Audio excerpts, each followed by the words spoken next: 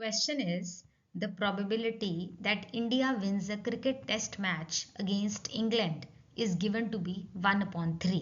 India और England का cricket test match हो रहा है तो प्रोबेबिलिटी कि इंडिया जीतेगी is 1/3. If India and England play 3 test matches, एक खेल रहे हैं फिर दूसरा खेल रहे हैं और तीसरा खेल रहे हैं, पता करना है प्रोबेबिलिटी कि India will lose all the 3 test matches. India पहला भी हारे, दूसरा भी हारे, तीसरा भी हारे, ये प्रोबेबिलिटी पता कीजिए. दूसरा है India will win at least 1 test match, कि इंडिया एक ना एक तो जीतेगी ही, इसकी प्रोबेबिलिटी पता करेंगे.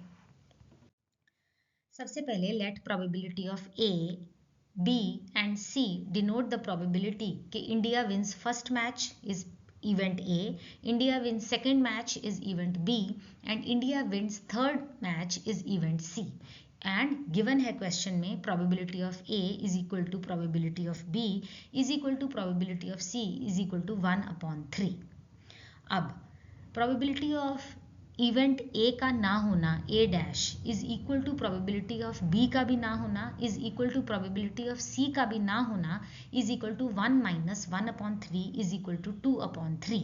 ये हमने इस बेस पे किया है कि probability of non occurrence of an event is equal to 1 - probability of occurrence of that event.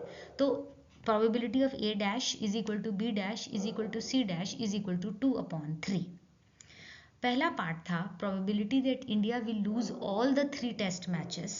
This is the probability of A ना हो, इंटरसेक्शन बी भी ना हो और इंटरसेक्शन सी भी ना हो. इसका मतलब probability of A dash multiplied by probability of B dash multiplied by probability of C dash. This is equal to 2/3 into 2/3 into 2/3 which is equal to 8/27. Next part था probability that India will win at least 1 test match, कि एक तो जीत ही जाए India. ये रहेगा probability of A union B union C is equal to 1 - probability of ए भी ना हो, बी भी ना हो और सी भी ना हो, इनका intersection. So this is equal to 1 - 8/27 which is equal to 19/27. This is your answer for part 2 and this is your answer for part 1. Thank you for watching. Please मेरे चैनल को लाइक कीजिए, सब्सक्राइब कीजिए, share कीजिए. Stay tuned for more questions.